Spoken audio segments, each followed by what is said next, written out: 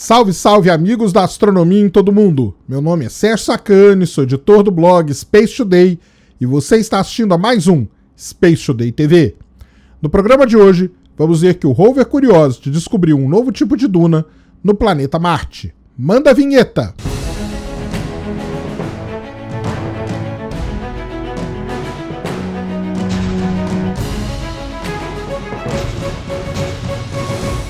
Muito bem, pessoal, vídeo novo aqui no canal. Eu sei que tá difícil, tá complicado o dia de hoje a gente não falar da Juno, de Júpiter e tudo mais, mas a chegada é daqui a pouco ainda, às 11 horas da noite, que nós vamos ter a live aqui acompanhando.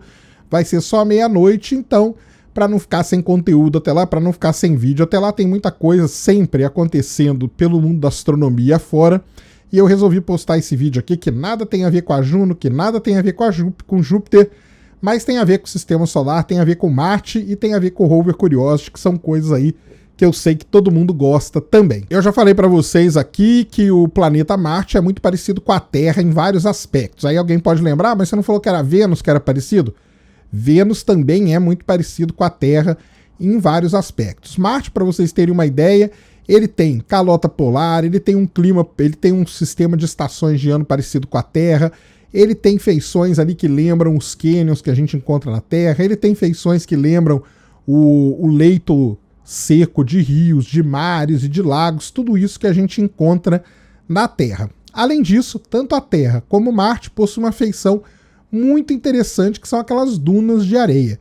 Quem nunca viu as dunas do deserto Saara, as dunas de vários desertos que tem espalhado pela Terra, dunas aqui no Brasil, os lençóis maranhenses, as dunas ali de Natal. Em Marte a gente tem campos de dunas também gigantescos, existem várias imagens feitas pela HiRISE de campos de dunas encontrados dentro de crateras, e o rover Curiosity está lá dentro da cratera Gale e ele já se deparou com um campo de dunas gigantesco, as dunas Bagnode, que ele chama. Tem várias fotos dele que ele tirou nessas dunas, são dunas gigantescas, só que ele teve que desviar das dunas por aquele problema na roda dele, ele não podia explorar as dunas como ele deveria ter explorado, mas mesmo assim ele usou todo o arsenal de instrumentos ali para fazer imagem, fazer análise das dunas. As dunas, elas têm têm características assim interessantes, né? Ou elas basicamente aparecem de dois tamanhos, ou elas são gigantescas com escalas aí quilométricas, ou elas são de escalas centimétricas, muito pequenininhas, e aí tem até uma variação na formação delas. As dunas maiores são formadas aí pelo vento, são as dunas chamadas dunas de impacto, porque as partículas de areia são carregadas, se chocam com outras partículas e assim isso vai gerando a duna. E as ondulações, né, as dunas centimétricas, na verdade são chamadas até de marcas de onda, de ondulações, são formadas aí pela movimentação da água, o vai e vem da água, é a água que carrega, é a água que transporta a areia e forma esses depósitos de dunas. Então basicamente existem esses dois tipos, tanto na Terra como em Marte já foram identificados esses dois tipos. Tava tudo indo bem, tava tudo tranquilo, até que os pesquisadores começaram a analisar os dados, as imagens do rover Curiosity e descobriram um terceiro tipo de duna. Uma duna que tem um tamanho intermediário, ela nem é uma duna gigantesca, nem é uma duna centimétrica, é uma duna ali de escala métrica. E isso acabou intrigando muito os cientistas, por quê? Pelo fato deles não saberem até então, né, explicar o aparecimento dessas dunas de tamanho métrico. Por quê? Não pode ser a ação do vento, porque a ação do vento ia formar as dunas maiores, não pode ser a ação da água, porque a água iria formar as dunas menores, que na verdade nem são dunas, são mais ondulações, o pessoal chama de marcas de onda. Então o que seriam essas dunas aí de escala métrica? Bem, os cientistas chegaram à conclusão de que essas dunas, elas se comportam muito mais com as marcas de onda, como se fosse um transporte ocorrido pela água, do que como dunas de impacto, aquelas formadas pelo impacto dos grãos de areia. Então, na verdade, são dunas de escala métrica, mas que se comportam muito com as dunas formadas pela água. Mas não foi a água que formou essas dunas, e sim foi o vento, mas não o vento atual. O que acontece é que em Marte, num passado distante, deve ter havido uma atmosfera mais espessa, e essa atmosfera criou condições ali para que grandes pacotes de areia fossem praticamente arrastados pela superfície de Marte e formassem essas dunas. Então elas não são dunas de impacto, elas não são dunas formadas pela água, elas são sim dunas formadas pelo arraste da areia. E isso é muito interessante porque isso só vem colaborar com a ideia de que Marte, no passado, teve sim uma atmosfera muito mais espessa do que ele tem hoje, atmosfera essa que gerou as condições suficientes ali para acontecer um transporte dessa escala, um transporte desse tamanho.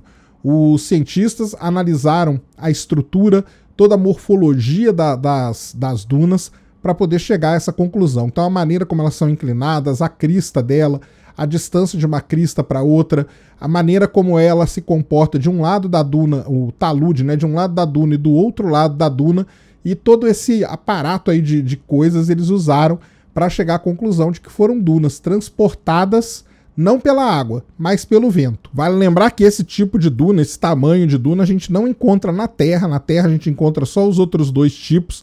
Então isso aí é uma descoberta até surpreendente ter acontecido em Marte. Isso aí, ela mostra que o ar era muito mais denso e o movimento desse ar muito mais denso foi capaz de carregar esse material, carregar essa areia, esses pacotes de areia, esses depósitos de areia e criar então essas dunas aí de escala métrica. É muito interessante mesmo. Como eu falei no começo, né, Marte e a Terra são muito parecidos.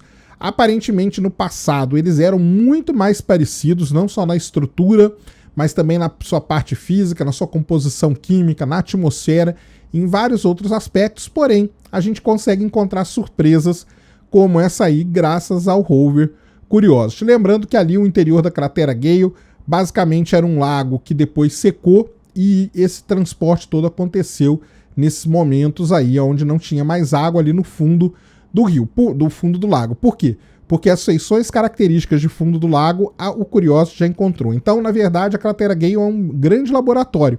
Você tem dentro de uma cratera os diferentes ambientes que reinaram em Marte em diferentes épocas geológicas. Isso é muito interessante e só faz a gente entender cada vez mais o tão intrigante aí planeta vermelho. Muito bem, pessoal, esse era o vídeo que eu queria trazer aqui no canal hoje. Como eu falei no começo aqui do vídeo, é complicado até a gente trazer um vídeo diferente, tá todo mundo esperando informações da Juno.